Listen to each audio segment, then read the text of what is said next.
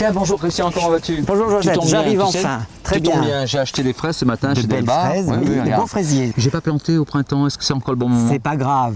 La fin de l'été et début d'automne, c'est la meilleure période pour planter des plants de fraisiers. Pourquoi? Parce que le plant va se raciner tout l'automne et au printemps, tu vas avoir une récolte exceptionnelle. Mais avant, on va aller voir ton sol pour planter tes fraises. Alors, montre-moi ce jardin. Voici l'emplacement. Est-ce que c'est le bon endroit pour planter des fraisiers? Bah, tout à fait, c'est un bon endroit, bien ensoleillé. Et l'avantage de ton jardin, je le vois déjà rien que par la structure de ton jardin, tu as un jardin en butte. Et c'est idéal pour les fraisiers. Ils n'aiment pas l'eau stagnante. On va regarder quand même de plus près ton sol. Alors déjà, pour bien préparer le sol de ta plantation, il faut enlever tous les adventices. Alors adventices, c'est mauvaises herbes. Toi, c'est du chien-dent, ça peut être du liseron, ça peut être plein de choses. Et tu retournes la terre avec ta fourche bêche, qui est toute neuve, je vois, toute belle. Tu as un sol très très dur. Alors, la structure du sol, il faut l'améliorer. On va l'améliorer avec de la tourbe. Donc on va apporter de la tourbe. Hein. Et voilà, la tourbe blonde. Idéal pour alléger ton sol et surtout amener de l'air à ton sol qui ne respire pas. On y va, on mélange tout. C'est parti. Allez, on y va.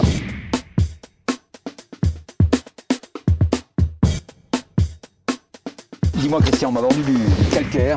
Je sais pas quoi en faire. Je sais pas. Ah, très bien. En plus, c'est très adapté à ton sol. Je t'en ai parlé tout à l'heure. Tu as un sol très lourd. Il faut l'aérer. Le calcaire va aider à long terme à aérer ton sol et améliorer la structure. Donc, on va en dépendre juste un petit peu dessus et on arrêtera là. Donc voilà. Tu en prends une petite poignée, voilà. Et tu les prends comme ça. Tout simplement. Comme ça, d'accord.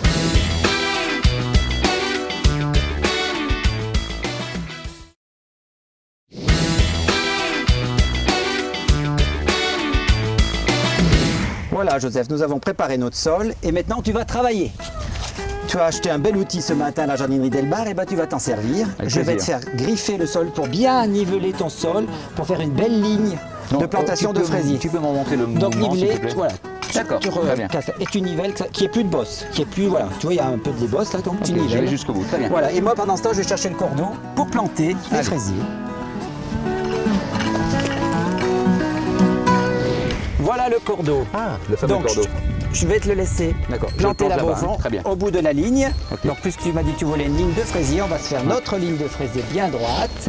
Et ça, c'est notre guide. Voilà, on va l'attendre un petit peu. Oui. C'est parfait. Alors, Joseph, nous arrivons au moment J, c'est-à-dire on va planter le plant de fraisier que tu as acheté ce matin. Un plant indemne de maladie, évidemment, parce que tu l'as acheté dans la jardinerie Delbar, avec un système racinaire très développé.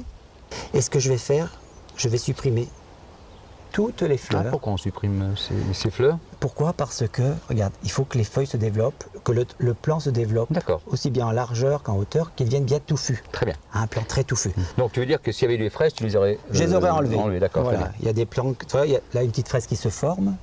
Tu l'enlèves? Je l'enlève. Donc qu'est-ce qu'on va faire? Je prends mon petit transplantoir. Et tu vas m'amener le fertilisant que tu as acheté ce matin aussi, le fertilisant secret vert, qu'on va mettre autour du plant. Donc on a fait notre petite tranchée tout à l'heure à côté du cordon. On met du fertilisant au fond du trou. Voilà, bien comme il faut. Voilà. Et l'important, je vais te montrer. La chose la plus importante dans le plan du fraisier, la plantation du fraisier, c'est vraiment le collet. Comme le cou, ça veut dire le cou du fraisier doit être toujours apparent. Donc ni trop enfoncé, ni trop en l'air parce qu'il va sécher. Donc vraiment au niveau du sol. C'est pour ça que je t'ai dit de bien niveler tout à l'heure ton terrain. Et ce qu'on fait, on tasse bien le plan pour bien que les racines soient en contact avec le fertilisant qu'on vient de mettre. Un fertilisant organique qui ne brûle pas les racines et qui permettra aux plantes de se développer. Tu vas planter tous les combien ensuite? Alors, important, on plante tous les 30 cm en ligne. D'accord. Ce qui fait 5 à 6 pieds par mètre carré si tu veux planter en surface et 4 à 5 pieds. Mais comme on plante en ligne, tous les 30 cm. Alors moi, mon point de repère, c'est le transplantoir. Tu prends le transplantoir et hop, tu plantes le prochain ici. Moi, je vais continuer ma ligne de mon côté. Et ce que tu vas faire, toi, tu vas aller de l'autre côté du jardin puisque tu m'as dit que tu avais une autre place et tu vas planter ton autre ligne de fraisier. D'accord. De plant de fraisier à l'autre bout du jardin. J'y vais. Et je viens te rejoindre et on va voir si tu es un pro.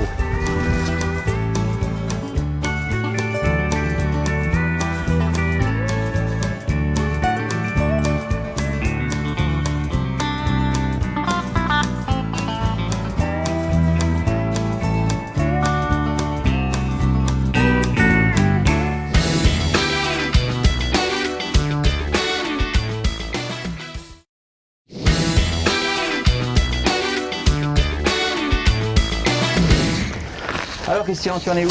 Eh ben moi, j'ai fini. T'as fini, Joseph? Ah, terminé. Ah super, on arrive à la fin.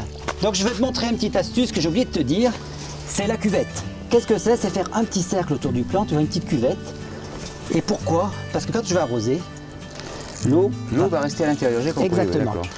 Et je voulais montrer quelque chose, on m'a Oui. donné ça ce matin, enfin j'ai acheté ça, on m'a conseillé donc ces produits. C'est de l'engrais organique, c'est très très bien ça, le mini-grand très bien comme engrais, mais tu le mettras que dans 3 mois, donc garde-le bien précieusement et dans 3 mois.